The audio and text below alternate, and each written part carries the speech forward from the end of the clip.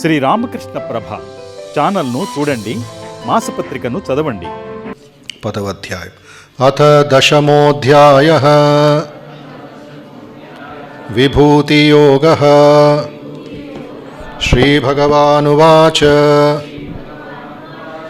వృష్ణీనాం వాసుదేవోస్మి పాండవానాం ధనంజయః మునీనాం అప్యహం వ్యాసః కవీనాం ముషనా కవిః దండో దమయతామస్మి నీతిరస్మి జిగీషతాం మౌనం చైవాస్మి గుహ్యానాం జ్ఞానం జ్ఞానవతామహం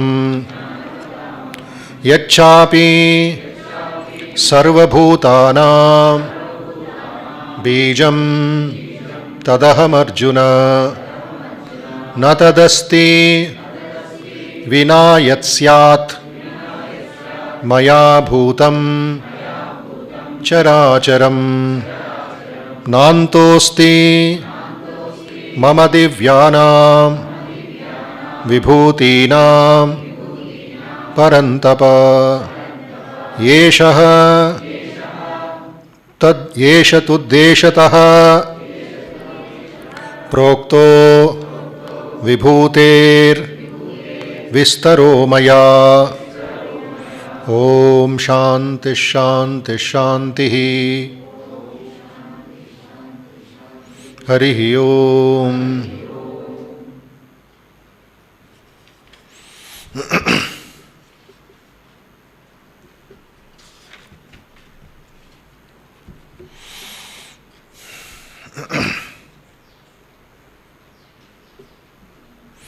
గత శనివారం 36-37 శ్లోకాలు కొన్ని విషయాల్ని పంచుకున్నాం, అర్థం చేసుకోవడానికి ప్రయత్నించాం.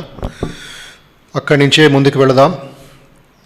మన అధ్యయనం సత్వం సత్వవతామహం 36వ శ్లోకం చివరి విభూతి. 37వ శ్లోకంలో వృష్ణీనాం వాసుదేవోస్మి పాండవానాం ధనంజయః అంటే యాదవులలో నేను శ్రీకృష్ణుణ్ణి, పాండవులలో అర్జునుణ్ణి, వేదార్థ మననశీలులు అయిన వారిలో వేదవ్యాసుణ్ణి, సూక్ష్మార్థ వివేకం గల వారిలో శుక్రుణ్ణి, మునీనాం అప్యహం వ్యాసః కవీనాం ఉషనా కవిః. ఈ విధంగా ప్రతి శ్లోకంలో కూడా 4 విభూతులు మనకి నేర్పిస్తున్నాడు, మనకు సూచిస్తున్నాడు మార్గదర్శకుడిగా, గీతాచార్యుడిగా. సత్వం సత్వవతామహం అన్నారు.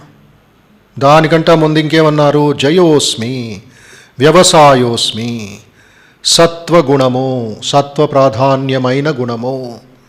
మనందరిలో, మీ అందరిలో ఏవి గుణాలున్నాయి? తమో గుణము, ఆలస్యముకి, బద్ధకముకి సూచనమది. అదేవిధంగా రజోగుణము, విపరీతమైన కోపం, విపరీతమైన చంచలం, రెస్ట్లెస్నెస్, అస్థిరత్వం, ఇవన్నీ రజోగుణానికి. ఒక విధమైన టైం టేబుల్ ఇచ్చాను మీకు గత శనివారం. కొంతమంది వచ్చారు, కొంతమంది రాలేదు, కొంతమంది ప్రత్యక్ష ఇది ప్రసంగం చూశారు, ప్రసారం. ఉదయం పూట 8 గంటల వరకు 9 గంటల వరకు సత్వగుణం ప్రాధాన్యం ఉంటుంది. దాని ప్రభావం మన మనస్సులోని తెలుస్తుంది, మన వ్యవహారంలో కనబడుతుంది. 10 తర్వాత, బయటికి వెళ్ళిన తర్వాత, మార్కెట్లో మనం పనిలో మునిగిపోయిన తర్వాత రజోగుణ ప్రాధాన్యం, పర్సంటేజ్ ఎక్కువ అవుతుంది. ఇది ఉంటుంది, సత్వగుణము ఉంటుంది, తమో గుణము వెనకాల ఉంటుంది. ఆ సమయంలో ఉదయం 10 గంటల తర్వాత లేక 9:30 తర్వాత అది పర్సంటేజ్ ఎక్కి, దాని శాతం ఎక్కి మనం ఇటు అటు వ్యవహరిస్తూ ఉంటాం, మాట్లాడుతూ ఉంటాం, గొడవ చేస్తూ ఉంటాం. ఈ సమయం సంధ్యా సమయం అంట, అందుకే సంధ్యా ఆరతి అని పేరు కూడా పెట్టారు. ఉషోదయం 5 గంటలకి ఉషోదయం తర్వాత ప్రారంభమయ్యేది. సూర్యుడి ఉదయించిన సమయం అది. ఉషోదయం అంటే ఇంకొంచెం తెల్లవారుజామున 3:30, 4. అక్కడ ఉన్నతమైన ఇంకా హయ్యర్ పర్సంటేజ్లో సత్వగుణం ఉంటుంది. అందుకే యోగులు, ఋషులు మఠంలో వీరందరూ తొందరగా లేచి ఆ సమయంలో రెడీ అయిపోయి తయారైపోయి కూర్చుంటారు జపధ్యానానికి. ఎందుకంటే మళ్ళీ రజోగుణ ప్రాధాన్యం సమయంలో దాన్ని అణిచివేయాలి, అంటే కంట్రోల్లో తీసుకురావాలి. ఎంతవరకు మన వ్యవహారంలో, మన మనస్సులో 24 గంటలు సత్వగుణం ప్రాధాన్యం ఉంటుందో అంతవరకు మనకి ప్రశాంతత. అయితే ఇక్కడ ఒక చమత్కారం ఉంది, ఒక మిస్టరీ అంటారు దాన్ని. ఏమిటంటే సత్వగుణము తమోగుణం ఒకలాగే ఉంటాయి. అక్కడ వచ్చిన చిక్కు ఇప్పుడు వివేకానంద దీన్ని సూచించారు. మన భారత పునర్నిర్మాణం కోసం ఈ సత్వగుణం తమోగుణం ఫ్రెండ్స్ అయిపోయి ఏమీ పని చేయటం లేదయ్యా. ఒక పేపర్ పడితే, ఎక్కడో దారిలో ఏదైనా కనబడితే చేయకుండా తీయకుండా మనం మంచివాళ్ళమంటే మనకెందుకండి? స్వామీజీ దీన్నే దూషిస్తారు. అది తమోగుణం. అది చేయవలసిన పని చేయకుండా మన మంచివాళ్ళ నామం వేసుకొని జపం చేస్తే లాభం లేదు. You have to act. Action ఉంది కాబట్టి నువ్వు వెళ్ళి 10 మందిని కొడతాను, 10 మంది తిడతానంటే అది రజోగుణ తమోగుణ కాంబినేషన్. అది చంపేస్తాను, నరికేస్తాను. ఇప్పుడు ఏమేమి జరుగుతున్నాయి సమాజంలో. అయితే సత్వగుణం వాడు బుద్ధి ఉపయోగించి ఇది మంచిది ఇది చెడు అని వివేక బుద్ధితో పనిచేస్తాడు. అందుకే 3 గుణాల్లో సత్వగుణానికి ప్రాధాన్యం ఇచ్చాడు. ఆ సత్వగుణ విభూతి నేనే. సత్వం సత్వవతామహం. ఎవరిలో సత్వగుణం ప్రాధాన్యం ఉందో వారి దగ్గరికి వెళ్ళి మనం నమస్కారం చేయాలి. వారిలో ఈశ్వరుడి ప్రాధాన్యం, ఆ క్వాలిటీ ఎక్కువగా ఉంది. ఈశ్వరుడి ప్రెజెన్స్. అందుకే వారిని గుర్తించాలి, నమస్కరించాలి, గౌరవించాలి. ఇది పర్సనాలిటీ డెవలప్మెంట్. ఇది వ్యక్తిత్వ నిర్మాణ తరగతులు ఇవే. సూటు కోటు బోటు వేసుకుని ఇష్టం వచ్చిన వ్యవహరించడం పర్సనాలిటీ డెవలప్మెంట్ కాదు. అది సత్వం సత్వవతామం అంటే ఏమిటది? సాత్వికుల సత్వగుణాన్ని అయి ఉన్నాను. సాత్వికుల సత్వగుణాన్ని అయి ఉన్నాను. వర్తమాన సమయంలో మన దేశంలో, మన సమాజంలో, మన నిత్య జీవితం, సమాజం పక్కన పెడదాం, మనమే సమాజం, ఈ కాంబినేషన్ ఉంది, మిక్స్చర్. దాన్ని సరిగ్గా అర్థం చేసుకోవాలి. దీన్నే బిహేవియరల్ సైకాలజీ అంటారు. ఎందుకు ఫలానా వ్యక్తి ఇలా వ్యవహరిస్తున్నాడు? బాగానే ఉన్నాడే, ఉదయం సాయంత్రం ఏమైంది అడిగి అడి గుణ పైకి కిందకి కెరటాల వలె కొట్టుకుంటుంది. మన గుణాలు కంట్రోల్ లేదు అడిగి. దాని గురించి ట్రైనింగే లేదు అడిగి. అందుకే అర్జునుడు ముందే మనల్ని మన కోసం ప్రశ్నించేశాడు, మన మంచి కోసం. 3వ అధ్యాయం గుర్తు తెచ్చుకోండి, ఎన్నోసార్లు నేను అది సూచించాను. అత కేన ప్రయుక్తోయం పాపం చరతి పూరుష అనిచ్చన్నపి వార్ష్ణేయ బలాదివ నియోజిత. ఎందుకు ఫలానా వ్యక్తి ఈ విధంగా వ్యవహరిస్తున్నాడయ్యా? మహాపాప్మా, చెడ్డ పనులు చేస్తున్నాడు, పాపం చేస్తున్నాడయ్యా. ఏమిటయ్యా ఆ శక్తి? చూసారా, ఎవరు అడుగుతారు? కోర్టులో అడుగుతారు ఇవన్నీ, జడ్జిలు అడుగుతారు ఇవన్నీ. అతకేన ప్రయుక్తోయం, దేని ఒక ప్రభావం వల్ల? ఇది మనం ఉదయం లేచిన వెంటనే ఆలోచించాలి, కొంచెం దీని గురించి కొంచెం రిఫ్లెక్ట్ చేయాలి, దీని గురించి కొంచెం ధ్యానం చేయాలి. అతకేన ప్రయుక్తోయం, పాపం, మరి కేవలం తప్పులు కాదు, పాపం చరతి బలాదివ. అది కూడా చాలా ముఖ్యమైన ప్రశ్న. అది ఏదో ఒక వేగంతో నించొని ఉన్నారు మీరు అక్కడ వరండాలో, ఎవరో ఒకటి తోస్తారు మళ్ళీ, బలాదివ. ఏదో ప్రభావం, అది వెనకాలండి ఒక తన్నడం. ఏమిటది? ఏ శక్తి ఇది? How are we living in the society? ఇప్పుడంతా ఏమైపోయిందంటే మనలో ఇల్లు కాలిన తర్వాత బావిదవుతున్నాం. ఇది వచ్చిన చిక్కు. ఇల్లు మండిపోతుంది, బిల్డింగులు, అప్పుడు బావిదవుతున్నాం నీళ్ళ కోసం. ముందే తెలుసుకోవాలి. అందుకే ప్రిపరేషన్ ఫర్ ద ఫ్యూచర్ అంటారు ఈ కాలంలో. ఈ కోవిడ్, కరోనా, ఇంత మహమ్మారి, ఇంత గొడవ చేస్తుందని ఎవరు భావించారు ఫిబ్రవరి నెలలో? న్యూస్ చూసాం, ఎక్కిరించాం, ఆ చైనా వాళ్ళు ఇది ఏమో తింటున్నారు, బల్లీలు తింటున్నారు, పాములు తింటున్నారు, దానివల్ల వచ్చిందని వచ్చేసింది మన ఇంటికి కూడా. ఇంకా వస్తుంది మళ్ళీ, ఇంకేదో ఇంగ్లాండ్లో మళ్ళీ పెరుగుతుంది అంటున్నారు.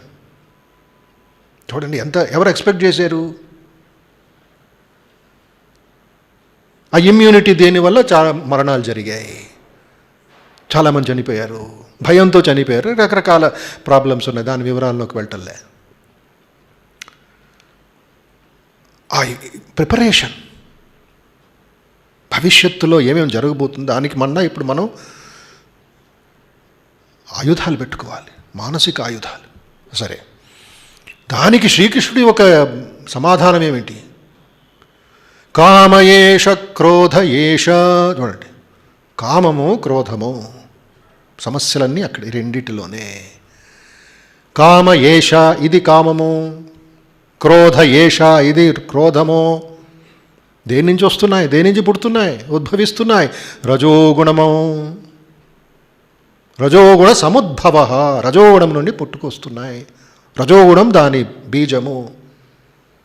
ఈ కామము క్రోధం వల్ల ఏం చేస్తాడు ఒక వ్యక్తి, ఫలానా వ్యక్తి, స్త్రీ కానీ పురుషుడు కానీ, మహాశను మహాపాప్మ అది ప్రేరేపిస్తాయి. రజోగుణం ఒక ప్రభావంలో రజోగుణం బిడ్డలైన కామము క్రోధము ప్రేరేపించి అతన్ని మహాపాపం చేసే ఒక పరిస్థితిలోకి తీసుకొస్తాయి. ఈ రెండు వైరులు, శత్రువులు ఎక్కడ? ఈ సమాజంలో, ఈ జన్మలో, ఈ మన హైదరాబాదులో. ఫోకస్ చేయండి. మహాశనో మహాపాప్మ విద్యేన మిహ, ఇహ ప్రత్యేకంగా చెప్తున్నాడు. ఈ ప్రపంచంలో, ఈ జన్మలో, ఈ భూమిలో, గ్రామంలో కావచ్చు, న్యూఢిల్లీలో కావచ్చు, హైదరాబాద్లో కావచ్చు, హాలీవుడ్లో కావచ్చు, ఎక్కడైనా సరే ఒకే పరిస్థితి ఇప్పుడు. తర్వాత ఎక్స్ప్లెయిన్ చేస్తాడు, వివరిస్తాడు ఇంకొక 6 శ్లోకాల్లో. ఎక్కడ దాంకొని ఉన్నాయి ఇవి? మన బుద్ధిలోనే, మన సబ్కాన్షియస్లోనే. అయితే దానికి ఇంకా పరిహారము లేదా, వ్యాక్సిన్ లేదా? ఉంది. వ్యాక్సిన్ అనేది జ్ఞానము. ఆ జ్ఞానం అనే గొడ్డలి తీసుకొని నరకండి దాన్ని. జహిశత్రుం మహాబాహో కామరూపం దురాసదం అంటాడు శ్రీకృష్ణుడు. రూట్ నుంచి, ఆ వేరు నుంచి దాన్ని పీకేయాలి. జహిశత్రుం మహాబాహో కామరూపం దురాసదం. కామరూపంలో ఉన్న ఈ శత్రువుని ఖండించు. అదే ఆత్మజ్ఞానం, అదే ఒక శాస్త్రజ్ఞానం. ఉన్నతాధ్యాత్మిక జ్ఞానం, ఆత్మజ్ఞానం కలగకపోయినా కూడా శాస్త్రజ్ఞానమైనా పెంచుకో, థియరీ అయినా తెలుసుకో. ప్రాక్టికల్ చూద్దాం తర్వాత, ఫస్ట్ నేర్చుకో, కూర్చో క్లాస్లో అని బోధించి తర్వాత దాన్ని ఇక్కడ గుణం గురించి సత్వగుణము నేనే. అయితే కావలసింది మన దేశంకి, మన సమాజం, యువకులకి ఏం కావాలి? కాంబినేషన్ ఆఫ్ సత్వ అండ్ రజస్. రాజానశ్చ ఋషయశ్చతే రాజఋషి అన్నాడు. ఇప్పుడు మేనేజ్మెంట్ కాలేజీల్లో ఇవి నేర్పిస్తున్నారు, రాజఋషి కాన్సెప్ట్. రాజా ఎవరో? పలానా IAS officer, district collector, magistrate, అతను రాజా. అక్కడ నిజామాబాద్ కావచ్చు, హైదరాబాద్ కావచ్చు, డిస్ట్రిక్ట్ కలెక్టర్ ఉన్నారు కదా, హైదరాబాద్కి కూడా, రంగారెడ్డికి ఉన్నారు, మహబూబ్ నగర్కి డిస్ట్రిక్ట్ కలెక్టర్. వాళ్ళు అక్కడ రాజులు. బ్రిటిష్ వాళ్ళు పెట్టారు, కలెక్టర్స్ అని పెట్టి వెళ్ళారు. వాళ్ళకి అన్ని ఇది ఇచ్చారు, పవర్స్ ఇచ్చారు, డబ్బు ఇచ్చారు. పోలీసు వాళ్ళు వాళ్ళ కింద ఉంటారు, వాళ్ళు డెసిషన్ తీసుకోవచ్చు. మాటికి హైదరాబాద్ రావాల్సిన అవసరం లేదు. వాడు రాజాడు. ఆ రాజుకి ఋషి గుణం ఉందా, సత్వగుణం ఉందా? అది చాలా ప్రాధాన్యం. ఒక పదవి వచ్చేసిన వెంటనే అతను విరవేయకూడదు. అప్పుడు తమో గుణం లోపలికి వెళ్ళి అతను చెడ్డ పని చేయిస్తుంది. బయట చూడ్డానికి మంచిగా ఉంటాడు, లోపల కుళ్ళు, లోపల అతనికి కామవాంఛనలు, ఇవన్నీ చాలా, అది కూడా వింటూ ఉంటాం. ఇంకా రాజు ఎలాగైపోతే సమాజం ఏమవుతుంది? దెబ్బతింటుంది. ఈ సైకాలజీ అక్కడ పిల్లలకి నేర్పించాలి. ఎవరెవరు పదవులకు వెళుతున్నారో వాళ్ళకి ఇప్పుడు పెద్ద ఇది జరుగుతుంది, మార్పులు జరుగుతున్నాయి. అందుకే ఎడ్యుకేషనల్ పాలసీ అని తీసుకొచ్చారు, ఎన్ఈపి. ఆ ఎన్ఈపిలో కూడా ఇవి కూడా వివరంగా చదువుతూ ఉన్నాను. అది ప్రయోగంలో పెట్టాలంతే, వచ్చే సంవత్సరం నుండి ఇంప్లిమెంట్ చేయాలి, లేకపోతే ఏం లాభం? ఉదాహరణకి అక్కడ ఇంజనీరింగ్ కాలేజీ వాళ్ళు ఢిల్లీలో కూర్చొని ఉన్నారు, ఏఐసిటిఈని. వాళ్ళు ఏం నేర్పిస్తున్నారు? కేవలం ఇంజనీరింగ్ సబ్జెక్ట్స్ కాదు, వాళ్ళకి యోగా సబ్జెక్ట్ నేర్పించాలి, ధ్యానం నేర్పించాలి, విలువలు నేర్పించాలి, పెద్ద లిస్ట్ ఇచ్చారు. ఇప్పుడు అందరూ పరిగెడుతున్నారు, రామకృష్ణ మఠం ఎక్కడ ఉంది, రామకృష్ణ మఠం ఎక్కడ ఉంది, ఈ బాబా ఎక్కడ ఉన్నారు, చిన్మయ మిషన్ ఎక్కడ ఉంది, పరిగెడుతున్నారు. రండి మా కాలేజీకి రండి. ముందు చేసుంటే ఇల్లు కాలిన తర్వాత సరే something is better than nothing అన్నట్లుగా మేము వారికి తరగతులు పెట్టిస్తున్నాం. భారత సంస్కృతి గురించి తరగతులు ఫస్ట్ ఇయర్లో పెట్టండి. ఎందుకు ఇవన్నీ ఇంత కష్టపడుతున్నారు? సత్వగుణం ప్రాధాన్యం చేయడానికి, దాని ఒక వాల్యూ, దాని ఒక విలువ బయటికి తీసుకురావడానికి పిల్లల్లో. ఇవన్నీ ఉండింది మన దీంట్లో. కొన్ని కారణాల వల్ల, రాజకీయ కారణాల వల్ల ఇవన్నీ బయట పెట్టేసాం. రజోగుణం ప్రాధాన్యం అయిపోయింది. దాని వెనకాల సత్వగుణం hello brother I'm also with you అంటుంది. నేను నీతో ఉన్నాను, తిరుగుదాం అటు ఇటు, కొంతమందిని తిడదాం. దీనివల్ల వచ్చిన గొడవ. సత్వం సత్వవతామహం, ఇవన్నీ గమనించాలి. ఎందుకు ఇంత స్పష్టంగా క్లియర్గా మనకి ఒక్కొక్కటి విభూతుల గురించి వివరిస్తున్నాడు? సో దట్ మన మనస్సులో ఆ డౌట్ ఉండకూడదు, సంశయం రాకూడదు. చూసిన వెంటనే గుర్తుకు రావాలి. చూసిన వెంటనే మనం దాన్ని ఈశ్వరార్పణ బుద్ధితో చూడాలి. నెక్స్ట్ 37లో వృష్ణీనాం వాసుదేవోస్మి పాండవానాం ధనంజయ మునీనామప్యహం వ్యాస కవీనాముషనా కవి. వృష్ణీ వంశంలో పుట్టినవాడు వాసుదేవుడు. సర్వం వాసుదేవమయం అని ఇక్కడ ఫిలాసఫీకి వెళ్ళటలే, ప్రత్యేకం ఇది. వసుదేవుడి కుమారుడైన శ్రీకృష్ణుడే వాసుదేవుడు. ఆ వాసుదేవుడిని నేను అయి ఉన్నాను. ఇంకొంచెం క్లారిటీ ఇస్తున్నాడు. తెలుసు మనకి, అయినప్పటికీ మన కోసరం ఇది. వృష్ణీ వంశం,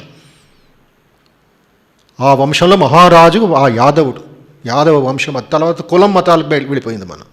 ఇది ఒక పెద్ద సమస్య. ఏది బట్టినా అది కులం ఇచ్చేస్తాం, ఏం బట్టినా ఒక ఇది ఇచ్చేస్తాం. అందుకే రామకృష్ణ మఠ అప్లికేషన్స్ ఎవరైనా అక్కడ హ్యూమన్ ఎక్సలెన్స్ ఇటు స్కూల్లో వాణి సంస్థ చేరిన వాళ్ళు తెలుస్తుంది. అప్లికేషన్ నువ్వు ఏ కులం అనేది తీసేసాం, అది అవుట్, అవసరం లేదు మాకు. నీకు ఇంగ్లీష్ నేర్చుకుంటావా, ధ్యానం నేర్చుకుంటావా, వచ్చి కూర్చో, అప్లై చేయి అంతే. జస్ట్ నా ఒక ఐడి కార్డు కోసం. మళ్ళీ ఏ కులం, ఏ జాతి, ఏ రంగు, నీ బ్లడ్ గ్రూప్ ఏమిటి, ఎందుకు అవన్నీ? అతనికి నేర్చుకోవాలని ఇష్టం ఉందా లేదా? అయితే మధ్యలో ఈ ప్రభుత్వము, రాజకీయము, ఈ పాలసీస్ వచ్చి మమ్మల్ని కూడా దాంట్లో పెట్టారు. ఎస్సీ ఎస్టీలు ఎంతమందికి నేర్పిస్తున్నారు, బీసీ ఏసీ డీసీ ఇవన్నీ ఇంకా పెరుగుతూ ఉన్నాయి. పెద్ద గోల, రచ్చ. స్వామీజీ అన్నారు ఇవన్నీ they are spoiling the Indian society.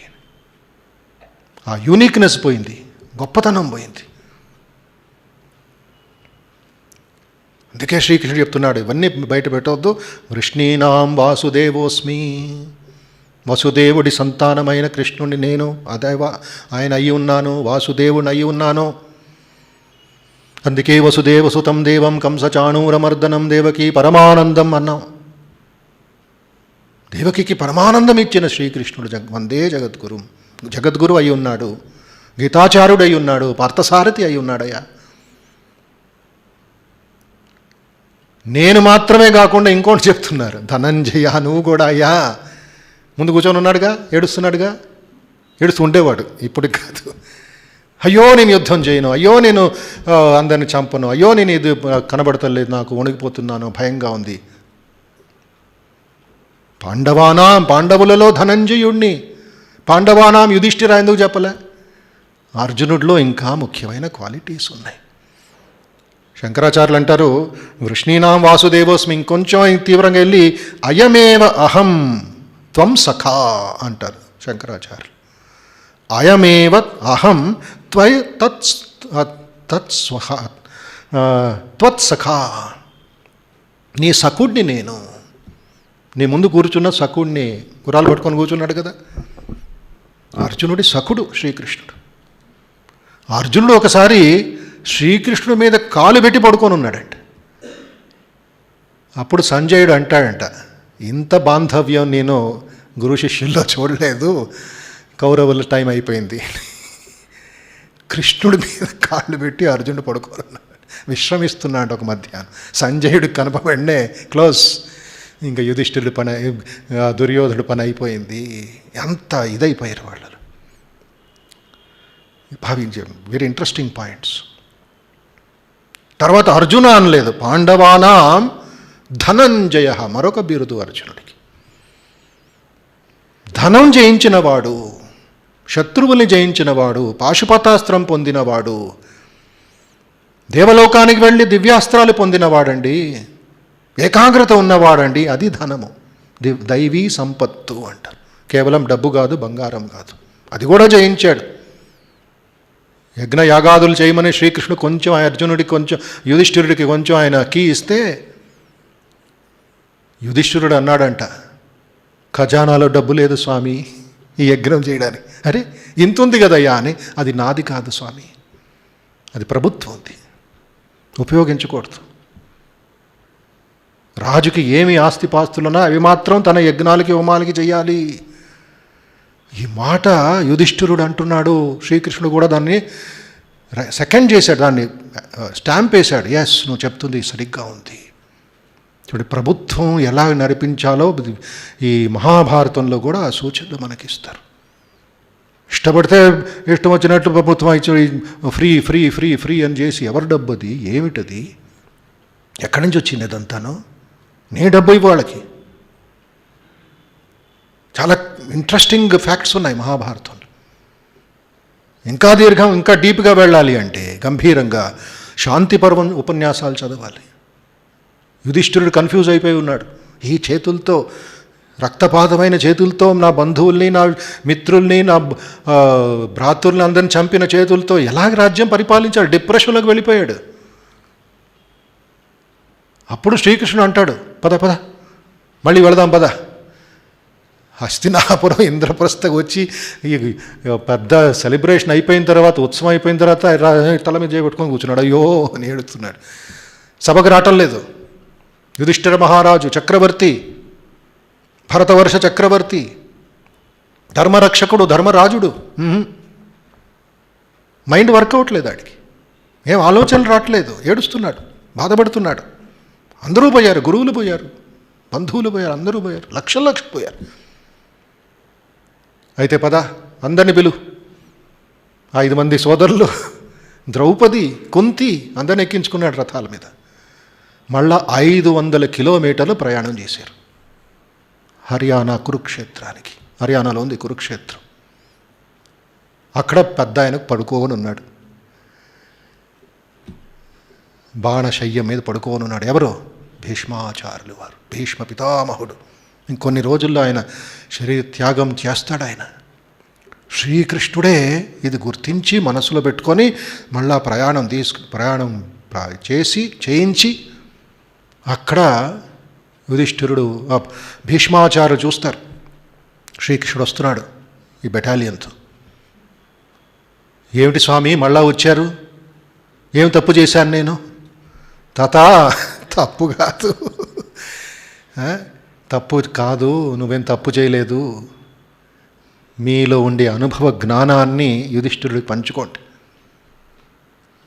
మీలాంటి చక్రవర్తి, మీలాంటి మహారాజు, మీలాంటి అనుభూతి ఉన్న ఒక మహాక్షత్రుని ప్రపంచం చూడదు మరొకసారి.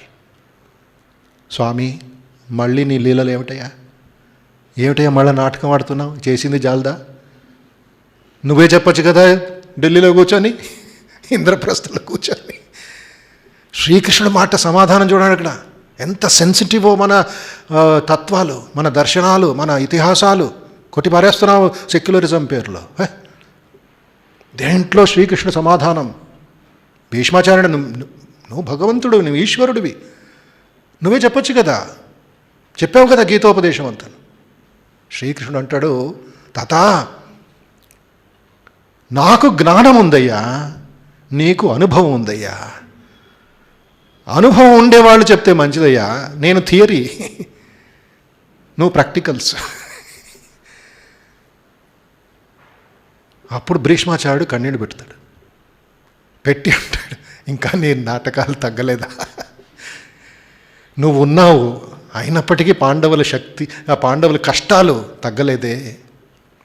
సరే, నువ్వు అడుగుతున్నావు, చెప్తానులే. ప్రారంభిస్తాడు ఓటింగ్ నుంచి రూలింగ్ వరకు. ఓటింగ్ ఎలాగ వేయాలని నేర్పిస్తాడు. శాంతి పర్వ ఉపన్యాసం, భీష్మ పితామహుడు. రంగనాథాజీ గారి ఉపన్యాసాలు ఉన్నాయి. ఈ లాన్లో ఇచ్చింది 1983లో 7 ఉపన్యాసాలు ఉన్నాయి.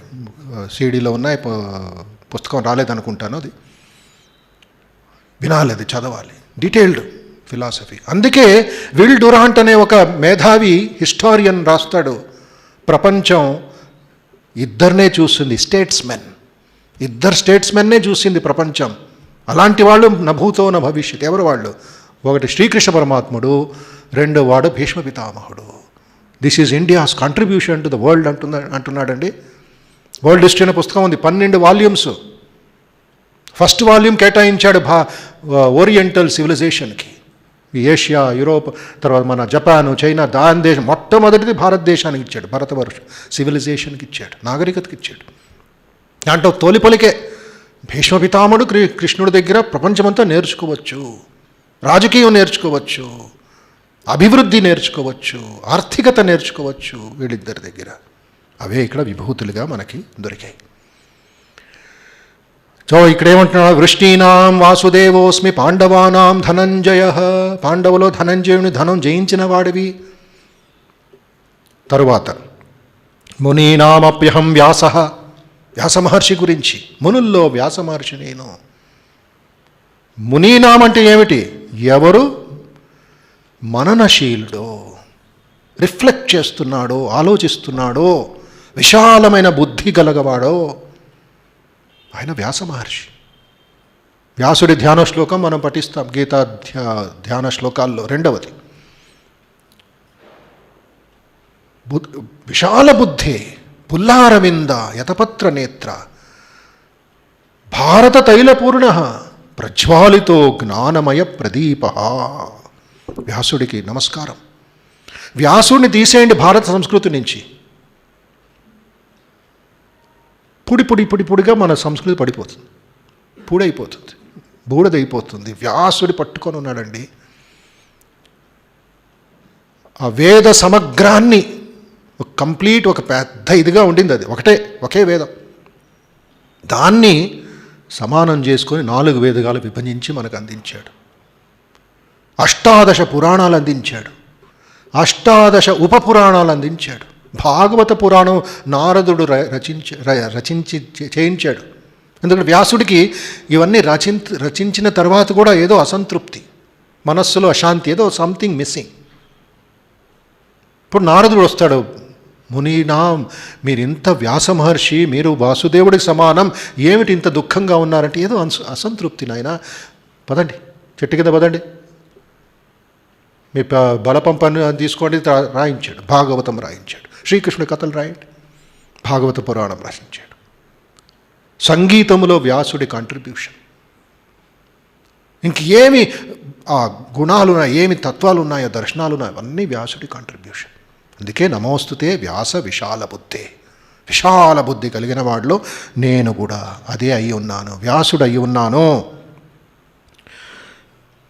తరువాత ఈ మననశీలం చాలా ముఖ్యమైన పదం అది.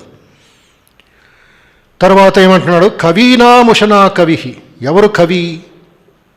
క్రాంతిదర్శి. కవులంటే కేవలం కవిత్వం రాసి దాన్ని పబ్లిష్ చేసేవారు కాదు. వాళ్ళలో speciality, fineness of the mind. మనస్సు పవిత్రమైన వాడు కవి, శుద్ధమైన వాడు కవి. దాన్నే ఇక్కడ తాత్పర్యం చూడు ఎంత బాగుంటుందో. సూక్ష్మార్థ వివేకం గలవారిలో శుక్రుడుని కవిని అయి ఉన్నాను. శుక్రుడు అని అసురుల గురువు ఆయన. దేవతల గురువు ఎవరు? బృహస్పతి. అసురుల గురువు ఎవరు? శుక్రాచార్యుడు. ఆ శుక్రాచార్యుడు నేను అయి ఉన్నాను. ఎందుకు? ఆయనలో ఆ ఫైన్నెస్, సూక్ష్మ బుద్ధి, సూక్ష్మతత్వం, సూక్ష్మార్థ వివేకం గల వారిలో శుక్రుడనే కవిని, శుక్రుడనే కవిని అయి ఉన్నాను. సూక్ష్మార్థ వివేకం గలవారు అంటే క్రాంతదర్శి. చూసిన వెంటనే వాళ్ళు కేవలం భౌతిక వస్తువు కనబడుతుంది. ఆ భౌతిక వస్తువులో ఉండే ఆ ప్రాధాన్యత ఏమిటి, ఆ ఫైన్నెస్ ఉంటుంది, అది కనబడుతుంది. వారు కవులు కింద ఇదవుతారు, బిరుదు పొందుతారు. చాలామంది ఉన్నారు, వేరు వేరు అన్ని భాషల్లోనూ ఉన్నారు. తెలుగులో కవులు ఉన్నారు, కన్నడలో కవులు ఉన్నారు, మరాఠీలో కవులు ఉన్నారు, సంస్కృతంలో కవులు ఉన్నారు. ఒక చిన్న విషయం పట్టుకొని ఇక్కడ గడియారం వెళుతుంది టక టక టక అని అది పట్టుకొని ఒక కవిత్వం రాసేస్తారు. మనం గడియారం చూస్తూ ఉంటాం భయంతో. ఎందుకంటే మన బుద్ధి కవి బుద్ధి కాదు, బండరాయి బుద్ధి. ఆ సూక్ష్మ బుద్ధి ఎక్కడ పోయింది? ఓంకారం ఎవరు జపం చేస్తున్నారు, ఎందుకు అంత గొడవ అంటారు. ఆ ఓంకారంలో ఉండే అకార ఉకారం హకారం వినబడదాడికి ఏమిటి గొడవ? సో కవులు ఏం చేస్తారు, దాన్ని రిఫ్లెక్ట్ చేస్తారు, దాని లోపలికి వెళ్తారు. సైంటిస్టులు వాళ్ళు. అందుకే క్రాంతదర్శి అని పేరు పెట్టారు. ఆ క్రాంతదర్శుల్లో శుక్రాచార్యుని నేను అయి ఉన్నాను. తరువాత 38 దండోదమయతామస్మి నీతిరస్మి జిగీషతాం మౌనం చైవాస్మి గుహ్యానాం జ్ఞానం జ్ఞానవతామహం. జ్ఞానము అయి ఉన్నాను. ఏమిటి జ్ఞానం? కేవలం ఇన్ఫర్మేషన్ కాదు, సమాచారం కాదు, టీవీలో వార్తాపత్రికల్లో గూగుల్లో వచ్చే వార్త కాదు. పరమజ్ఞానం అయి ఉన్నాను. పరావిద్య అని మాండూక్యోపనిషత్తు చెప్తుంది మనకి, ముండకోపనిషత్తు. ద్వే విద్యే వేదితవ్యే పరాచ.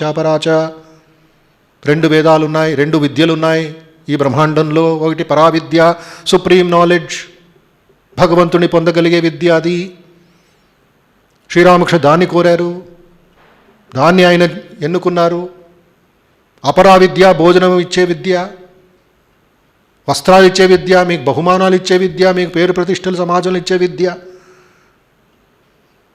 ఆ విద్య నాకు వద్దు నాయనా. జ్ఞానం జ్ఞానవతామహం.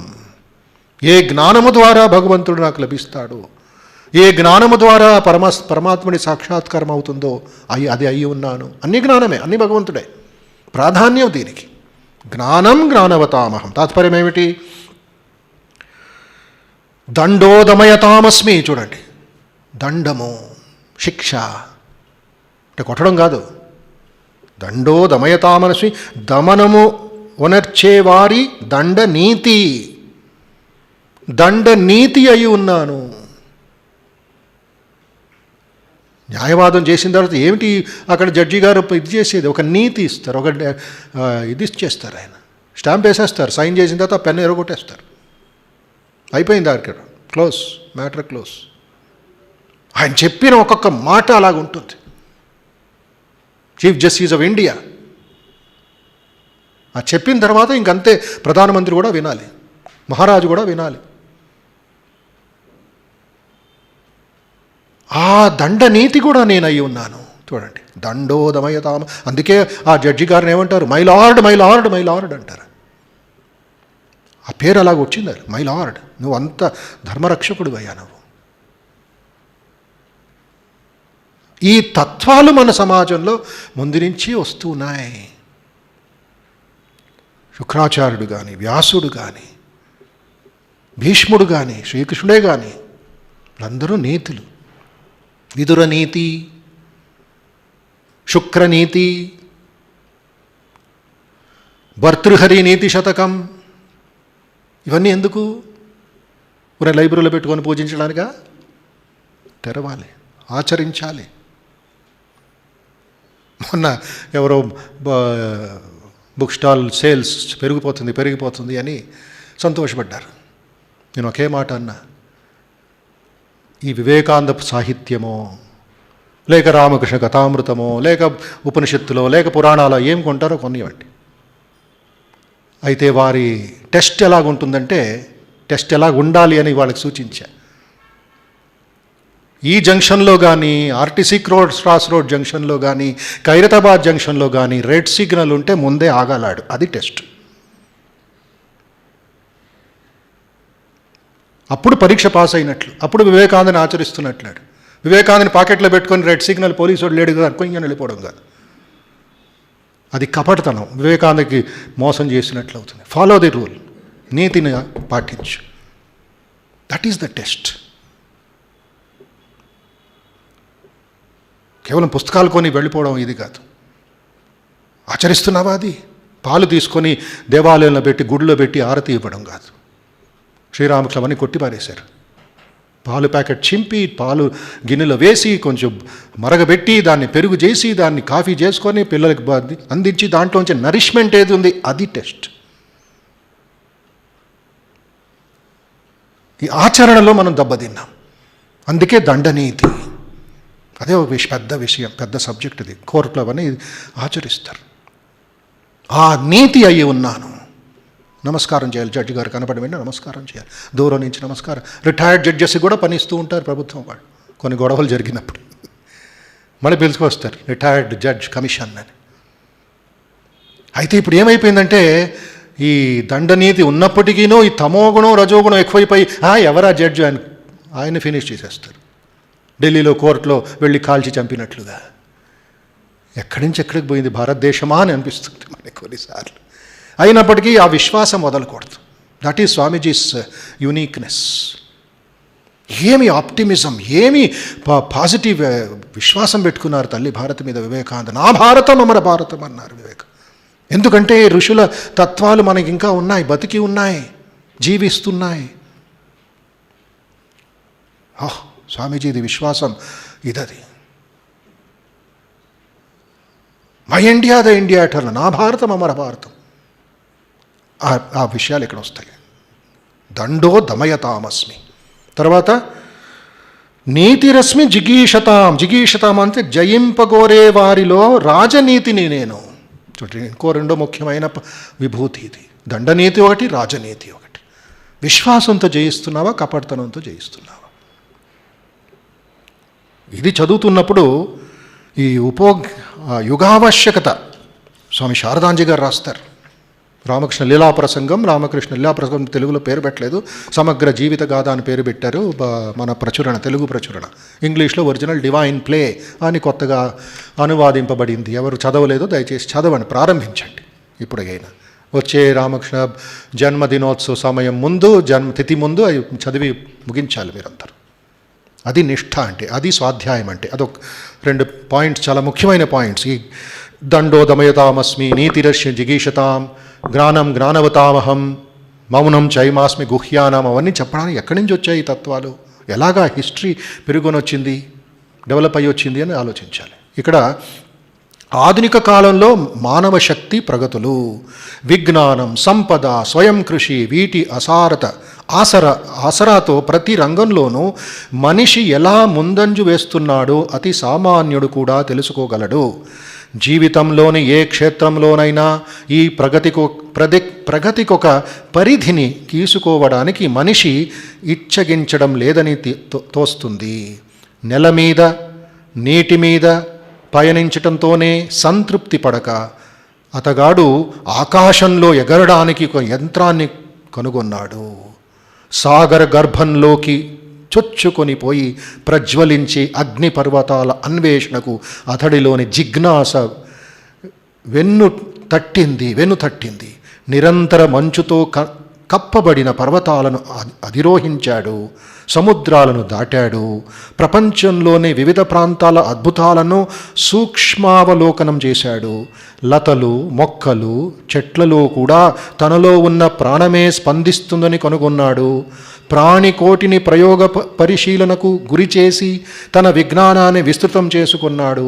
పంచభూతాలైన భూమి, నీరు, అగ్ని, వాయువు, ఆకాశాల మీద ఆధిపత్యాన్ని సాధించి మనం నివసించే భూమికి సంబంధించిన అసంఖ్యాక వాస్తవాలను తెలుసుకున్నాడు. అంతటితో తృప్తిపడలేదు. అనంత దూరాలలోని గ్రహ నక్షత్రాల రహస్యాలను ఆవిష్కరించడంలో ఉత్సుకత చూపాడు. ఇది విజ్ఞానం, సైన్స్ గురించి. తర్వాత మన నిత్య జీవితంలో జరుగుతున్న విస్మితమైన విషయాల గురించి అని చెప్తున్నాడు ఈయన. తన అన్వేషణలో ఇప్పటికే కొంతమరకు విజయాన్ని సాధించాడు. తర్వాత జగత్తు నియమాలను దర్యాప్తు చేయటంలో అతడి ప్రయత్నంలో లోపం కానరాదు. ప్రయోగ పరిశోధనలతో అతడు ఆ క్షేత్రంలో నిరంతర నూతన సత్యాలను కనుగొంటూనే ఉన్నాడు. ఒక జాతి మరో జాతిగా పరిణమిస్తుందనే నిర్ణయానికి వచ్చాడు. మనస్సు ఆది అంతమున్న సూక్ష్మ పదార్థమని అర్థం చేసుకున్నాడు. బాహ్య ప్రపంచంలో మాదిరే మానసిక ప్రపంచంలో కూడా ప్రతి సంఘటన ఒక అనులంఘనీయ నియమావళి మేరకు జరుగుతుందన్న నమ్మకానికి వచ్చాడు. అంతేకాదు, ఆత్మహత్య చేసుకోవాలనే విపరీతపు చర్యను ప్రేరేపించే మానసిక ప్రవృత్తుల నియమాలతో అతడు చిరపరిచితుడు అయి ఉన్నాడు. మరణాంతరం జీవి అస్తిత్వ విషయంగా ఖచ్చితమైన ప్రమాణం లభించకపోయినా జాతీయ జీవనం కొనసాగటమే కాక పరిణామం కూడా చెందుతుందని చరిత్ర అధ్యయనం అతన్ని విశ్వసింపజేసింది. ఇలా వ్యక్తిగత జీవితం జాతీయ జీవనంలో సార్థకమవటంగాంచి దాన్ని మరింత ఫలవంతం చేయటానికి విజ్ఞానం సహకార కార్యకలాపాల సాయంతో అజ్ఞానాన్ని పారదొలటానికి నిరంతర పోరాటం సాగిస్తున్నాడు. అది జరుగుతూనే ఉంది. ఒకటి తర్వాత ఒకటి, మరొకటి తర్వాత ఒకటి జరుగుతూనే ఉంది. దీనికంతా ఒక విశేషమైన మాట స్వామి అంటున్నారు. ఇక్కడ ఈశ్వరుడు ఏమంటున్నాడు? మౌనం చైవాస్మి గుహ్యానాం జ్ఞానం జ్ఞానవతామహం. ఏ జ్ఞానం ద్వారా మనం ఇవన్నీ ఈ యాంత్రికమో లేక తాత్వికమో లేక మన ఒక కంఫర్ట్ కోసం సుఖం కోసం ఏది సృష్టిస్తున్నామో అవన్నీ అయి ఉన్నాను. తర్వాత దీన్ని ఒక సమ్మరైజ్ చేసేస్తాడు 40వ శ్లోకంలో, 39వ శ్లోకంలో. అద్భుతమైన సమ్మరి అది. ఏమంటాడు? యచ్చాపి సర్వభూతానాం బీజం తదహమర్జున. సర్వభూతానాం, సర్వప్రాణుల, చెట్లు మొక్కలు ఏమి కనబడుతున్నాయి అన్నీ మనం ఏమేమి తెలుసో, ఏమేమి జ్ఞానం పొందామో అవన్నీ కూడా, ఇంకా తెలియలేనివి కూడా. సర్వభూతానాం బీజం తదహమర్జున. తర్వాత నతదస్తి వినా యత్ స్యాత్ మయా భూతం చరాచరం. నా శక్తి లేకుంటే నిలబడగలిగేది లేదు అని ఈ విభూతుల్ని ముగిస్తాడు. ఇక్కడ సుమారు 71 విభూతుల్ని ఇక్కడ వివరించాడు 20 శ్లోకాల్లో. 71 ఒక లిస్ట్ పెట్టుకొని ఒక్కొక్కటి మన ధ్యానం చేసి దాన్ని గుర్తిస్తూ ఉంటే మన మనస్సు ప్రశాంతమవుతుంది, భగవత్ వైపు సన్నిధి వైపు పరిగెడుతుంది, నిలుస్తుంది అక్కడ. అందుకే ఈ విభూతి యోగం బాగా చదవాలి. ఇంకా 2-3 శ్లోకాలు ఉన్నాయి. దాన్ని వచ్చే శనివారం దాన్ని కంప్లీట్ చేసుకుందాం. తొందరగా ఒక 2 సూచనలు. ఒకటి ఇన్విటేషన్ ఏమిటంటే, మా సోమవారం నుండి శనివారం వరకు ఉదయం పూట ఇంగ్లీష్లో ధ్యాన తరగతులు ఆన్లైన్ క్లాస్ జరగబోతుంది. అది కూడా భగవద్గీతకు సంబంధించిందే. 15వ అధ్యాయం చేతిలో పట్టుకొని తద్వారా దాన్ని పురుషోత్తమ యోగం ఏ విధంగా ధ్యానం చేయాలి, ఏ విధంగా మనం ఏకాగ్రతపరచుకోవాలని కోర్స్, 6 డే కోర్స్. దాని వివరాలు నోటీస్ బోర్డులో ఉన్నాయి. ఎవరికి ఇష్టం ఉందో జాయిన్ అవ్వచ్చు భక్తులు. తర్వాత అదే వారం అంటే సోమవారం నుంచి శుక్రవారం వరకు 5 రోజులు లేక 6 రోజులు తల్లిదండ్రుల కోసం ideal parenting in the Bharatiya tradition అనే ఒక కోర్స్ కూడా ప్రారంభిస్తున్నాం. సాయంత్రం పూట జరుగుతుంది. అది కూడా ఆన్లైనే. భోజనం తప్ప అన్నీ ఆన్లైనే. ఇంకా కొన్ని రోజులు అలా జరగాలి, ఏం చేయాలి మనం. సో ఎవరికి ఇంట్రెస్ట్ ఉందో నోటీస్ బోర్డులో చూడొచ్చు. దానికి కావాల్సిన రిజిస్ట్రేషన్ పద్ధతులు ఉన్నాయి. చేరి కొంచెం కొత్త జ్ఞానం పెంచుకోండి. ఓం శాంతి శాంతి శాంతి. హరి ఓం తత్సత్. శ్రీరామకృష్ణార్పణమస్తు. లోకా సమస్తా సుఖినో భవంతు. జయ రామకృష్ణ.